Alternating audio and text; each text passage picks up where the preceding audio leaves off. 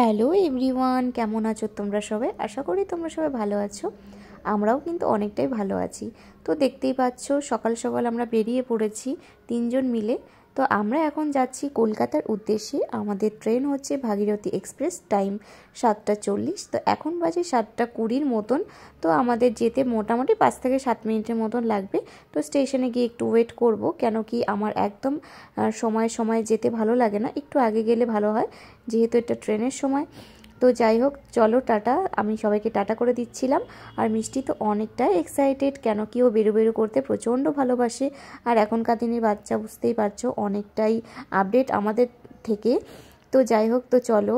আর যেতে যেতে দাদু নাতনির তো গল্প শুরু হয়ে গিয়েছে, কত গল্প ওদের জমে রয়েছে।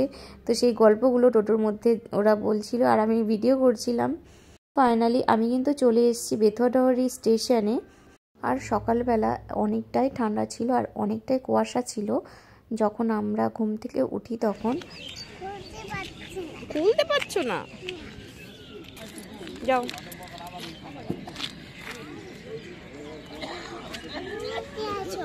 আমি দিয়ে আসবো, পড়ে গেছে দেখ।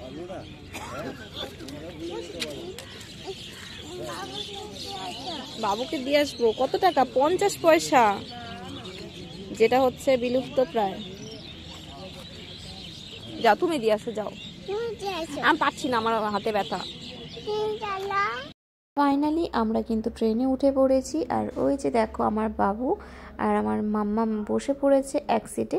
তো মামা মামার কাছেই ছিল, তো দাদুর কাছে যাবে বলে তো আমি আমার বাবার কাছে পাঠিয়ে দিয়েছি। আবার আজকের জার্নিটা খুব অল্প সময়ের হলো, খুব সুন্দর একটা মুহূর্ত কাটিয়েছি কিন্তু। তো যাই হোক, আমাকে দেখেই বুঝতে পারছো আমি কতটা আনন্দে আছি।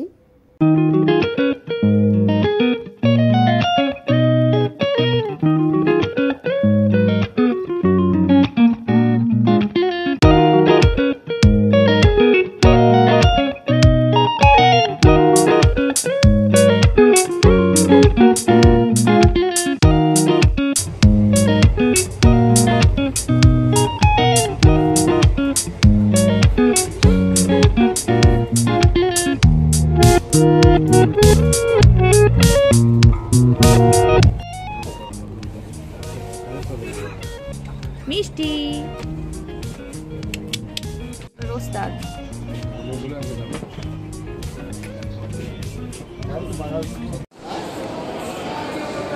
আবার ট্রেনে চাপতে হবে, আবার ট্রেনে করে যেতে হবে।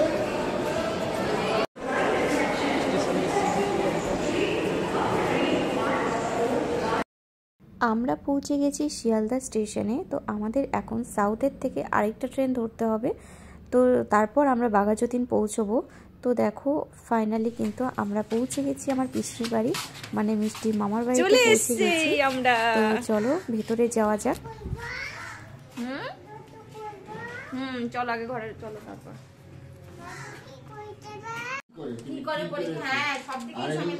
প্রাইভেট, হ্যাঁ, অ্যাটেন্ডেন্স রাখতেই হবে। তাও অবরোধ তো 60%।